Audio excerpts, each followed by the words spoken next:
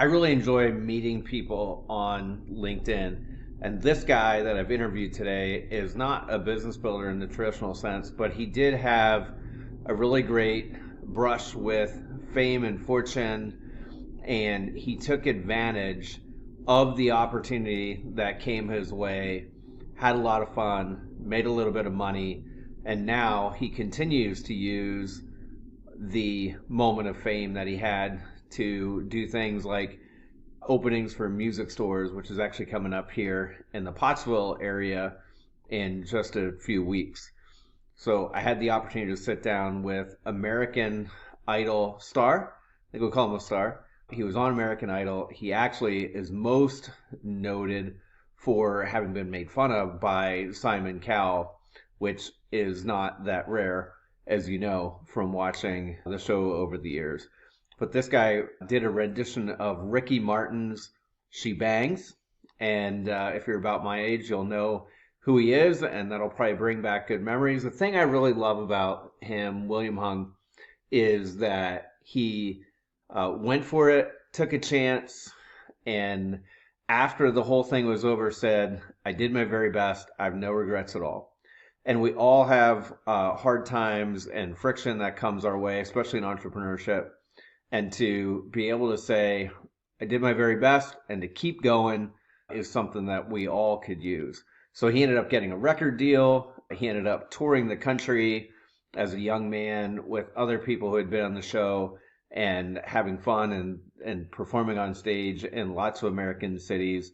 And so when I met him on LinkedIn, I knew that I wanted to invite him to come create an episode with me. I hope you enjoy it. Here we go. Welcome to the Business Builder Way podcast, where we help business builders grow leadership skills and wisdom and stay grounded through hero stories. So let's get after it. Hey, business builders. Welcome to the Business Builder Way podcast. Today, we're joined by William Hung, and I'm excited to do this interview. I've connected with William on LinkedIn several years ago after a friend of mine met him at a little convention, and William, you were there speaking. A guy named Jamie J is the one who said, oh, I met this cool guy you're never going to believe. He was on TV. And so, yeah, that was great to connect with you at that time. And in season 3 on the Business Builder Way, I've been focusing on business owners and interesting people who have something valuable to share that I've met on LinkedIn. And so here we are. And William, we're just going to spend a little bit of time talking about your story and journey and what you're up to today, and really good to have you. Thank you. So I'd sometimes like to start with the end in mind. And before we started recording, I just asked you, like, hey, what are you doing today? And if somebody reaches out to you, what kind of work are you doing? So what is your business in a sense? So could you tell us a little bit about what is the work you're open to do with companies and other, I guess really companies with what you told me, right? Yeah, so it could also be, individuals, private parties. It just depends on the occasion. But I'm an entertainer and speaker. That's my identity. My goal is to help bring smiles to people's faces.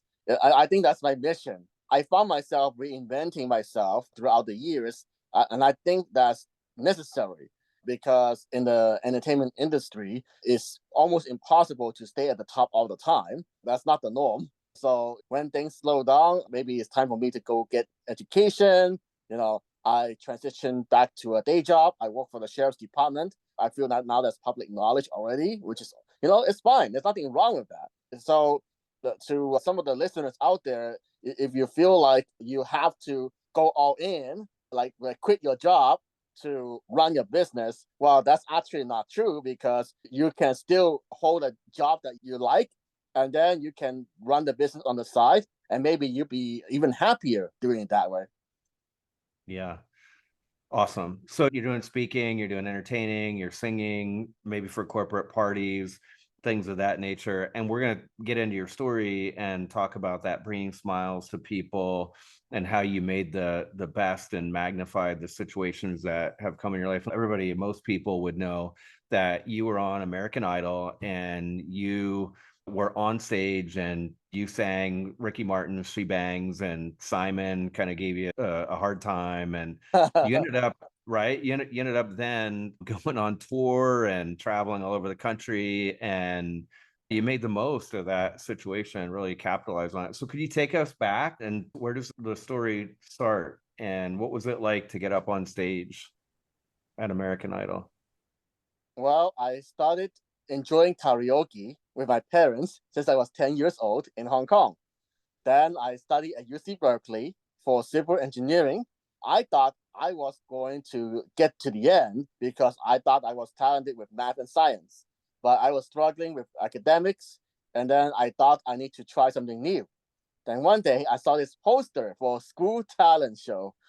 I went for it with no expectations with She Bangs by Ricky Martin. Surprisingly, I won. I won a DVD player. That gave me the confidence to audition for American Idol. I went to school for civil engineering too, so that's cool. So you won that DVD player and decided to go to American Idol. And my understanding is like American Idol, when I would watch the show, that's a whole process, isn't it? Like getting through like preliminaries and before you ever Yes, get in front of the judges, right? yes. I went through two preliminary rounds. The first round was auditioning in front of staff members. The second round was auditioning in front of producers. And then eventually I met Randy, Paula, and Simon. Yeah, that's great. Can you remember like what was going through your head in the moment? And when was that? Like, it's good to like put a date on that. It was like 20 years ago. Did I just see that? Yes, it was back in 2004. It really shows I'm getting old. Seems like yesterday. Right. Well, can you remember anything? Like, I know it's hard to like remember like what's going through your head. You're on stage, and then Simon is kind of like, of course, we all know like he was a bully and he would mess with people, right? Well, I knew that Simon was going to be the mean judge. Randy was very funny because he was holding his white sheet of paper and he couldn't help himself but laughing throughout the whole audition. And then Paula was smiling and I kept going. It was so crazy. As I kept singing, I was so nervous. I had so much nervous energy, the butterflies in my stomach. And that's why I was dancing like a samba class, not my proudest moment. Yeah.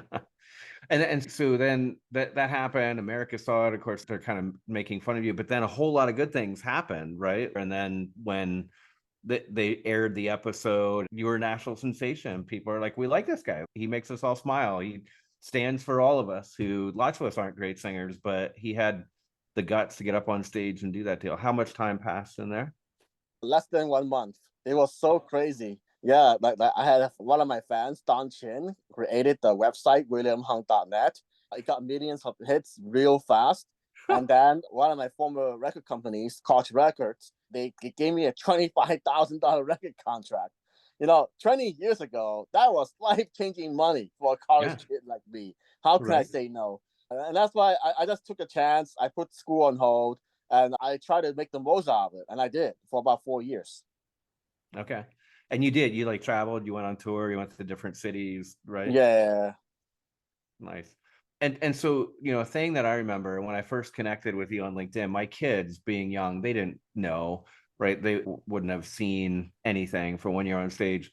But in that audition, when Simon was like giving you a hard time, the thing you said that I think is like worth repeating and I love is I did my very best and I have no regrets at all. Say more about that Oh, people and when then you what I said speak. was, yeah, what I said was I already gave my best. I have no regrets at all. I feel this is life attitude. This came from my mom, so I appreciate her teaching me about how to live life. Yeah, that's really great. So you had that and you had 4 years of capitalizing on that and running with it. And so that's 16 years ago. And you said it's like been a journey since then. What has that been? What do you do after a period of rapid fame and travel and all that for 4 years? Well, my entertainment career slowed down, but I never gave up on it. I still did it on the side to earn some extra money. But yeah, I decided to go back to school, got my bachelor's degree in math and a master's in business. And then I started working for the sheriff's department for about 2 years as a data analyst. And then I got promoted to work for a higher position in public health. And then I helped improve the business processes for about 6 years. Mhm. I actually started my speaking journey after I started working for the sheriff's department because they had the Toastmasters club within the workplace. Uh, Mhm. it's outside work time, but it was like the library next door, very convenient. So sure, I took on the plunge. I took the chance. Mhm. I actually found the speaking for Toastmasters quite fun. It's like speaking karaoke, table Yeah. topics. Every meeting you get to talk about whatever you want for 2 minutes. So yeah, I got that my interest in speaking from that, and then gradually, many years later, I decided to try to become a professional speaker, and I did. Nice. So when you go speak, when you work with a corporate group, let's say a group of leaders or something that's Yes. gathering, what's your message and how do you wrap in your journey and the things that have happened to you? Well, usually I would share my American Idol background. And then, depending on the message or the goal of the conference, I would share some of the relevant stories. For example, one of the big companies as Corvo that I spoke for is a semiconductor company, and they want to improve the sales for the people in the sales team. Mhm. So, I talk about how I put myself out there, and there'll be many failures. People don't see that. They only see the successes on the screen. So that's how I just adapt my message to the specific crowd. And in your speaking to crowds, or so that sales and just go ahead and do it and don't worry about failure. Is there a message to share with how to see opportunity and how to capitalize on things when it's in front of you or doing your very best? Yeah, of course. So I remember that some of the other groups I've spoken for, it's like I mentioned that if you see the opportunity to contribute or ask a very insightful question or something like that, go for it. Put yourself out there. Don't be afraid of judgment. Yeah, for sure. So Business Builder Camp is our community, and we've got business owners. It's a wide variety of businesses, and they're not semiconductor companies. They're often doing what we would call I would call Main Street things. They help America turn around people that are doing construction work and people that are doing healthcare, chiropractic, things like that. And they're on this journey, and they sometimes, of course, worry about things or have fears and not sure what's next. What kind of advice would you give to people that are building businesses like that based on your journey? Well, I don't have specific experience building those kind of businesses that you mentioned. From my experience with building the entertainment business, entertainment is one of the most flexible, but also the challenging business to try to build and maintain. So I would say Mhm. that be ready for anything. If something doesn't work out, like I had my fair share of failure, whether it's the sales call that I didn't do so well on, or just having a slow years, nothing seems to be going right. You take a step back, reflect, see what adjustments you can make, and then go from there. I saw an article pop up about you recently. So it seems like at the 20-year anniversary, there's been some things that have been shared. And I guess you're working on social media and stuff, right? You mentioned that if people want to find you, that Instagram or LinkedIn are the best places, right? Yeah, for now, because right now I am still searching, exploring my identity, meaning what I want to be known for. Because this is something that doesn't come easily for me. And I'm sure that there will be people out there that have a similar challenge. For me, it's the same thing because, one of the stories I've been sharing recently is overcoming gambling addiction. So, if money and resource is not an issue, it was something that I'm passionate about helping people with is how to enjoy the gaming and gambling, but without going overboard, without going crazy. Because a problem that I see, even I've been through the anti-gambling classes myself. They will tell you like, oh, you cannot gamble at all. You have to stop doing it for the rest of your life. That's very extreme because what if I want to enjoy some poker, for example, with friends, or even charity tournament, right? So it's more like if I can have an opportunity to educate people and teach you how to have fun, but don't go crazy at the same time, I feel Yeah. that would be better for many people. I do recall that you were doing kind of some some of those like higher stakes poker tournaments that sometimes would be on TV and things like that, right? Yes, I Mm-hmm. tried the World Series of Poker, World Poker Tour. The problem was that I was doing okay with poker. Yeah, I'm not rich, but I was earning some extra money on the side. But I got greedy. I feel like I couldn't be patient to grind out the extra money. So I got into sports betting, baccarat, the whole gamut, and that's how I got into trouble. What I've been doing is I've been proactive, putting myself out there, like People's Magazine, ABC, local news, about my recent story about overcoming gambling addiction. I feel that's going to be way more effective. More people will see that, right? So that's what I'm working on. And then in the near future, hopefully, I will develop content to share on the social media as well. Okay, so now you have this blended story where you've got the time on American Idol, and then the 4 years after, where you got a record deal and you're out there touring, Yep. and you're able to share the things that have happened with your gambling, and you're combining that with being able to speak and help people and serve in that way. So, how do you bring smiles? You said your mission is to bring smiles to people's faces. How do you do that? Well, I teach people that taking risks is part of the happiness, the finding that happiness within yourself. If you don't do anything, you just follow the same old routine, traditions, whatever that may be. At some point, you will feel like left out. You may feel like, oh, this so boring. I don't feel joy following the same thing every day. But then I think the learning from the overcoming the gambling addiction part of it is that, like, oh well, sometimes the risk you take, maybe I took it too far. Mm-hmm. So it's one of the useful questions that I share with people is like, what's the worst thing that can happen to you, and are you okay with that result? Let's take it back to American Idol. The worst thing that could happen to me is I go back to school. I finish school. I do whatever. Nothing that bad can happen. Yes, people may laugh at me for a while, but it's okay. But compared to the gambling one, that's on the other. That's a very completely different issue because the worst thing that can happen to me is I lose everything that I worked so hard for the last 20 years. Plus, I lose my family and friends. That I don't think that's a risk worth taking. Oh, yeah, that's a pretty deep question to ponder. What is the Yeah. worst thing that can happen? Or what's the best thing that can happen? Of course, I'm an optimist. So American Idol. I mean, of course, if I'm lucky, and I was lucky, then maybe I can earn some quite a bit of extra money. I can provide for my family much better, right? So that's that. I think the best already happened for me for the entertainment. And then the gambling, the same thing, right? Like especially the poker tournaments, it's very appealing. Like $10 million first prize, life changing, whatever. But the chance of winning that one is so small. It's like buying a lottery ticket. Yeah, maybe the chance is higher than a lottery ticket, but the chance is still very low. Yeah, gotcha. So then sometimes it's better to just put in the work and do what needs doing instead of going for the big payday.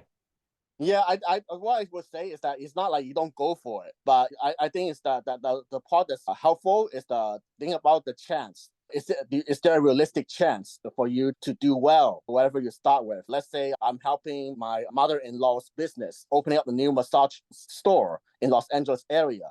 Well, yeah, there's a lot of risk.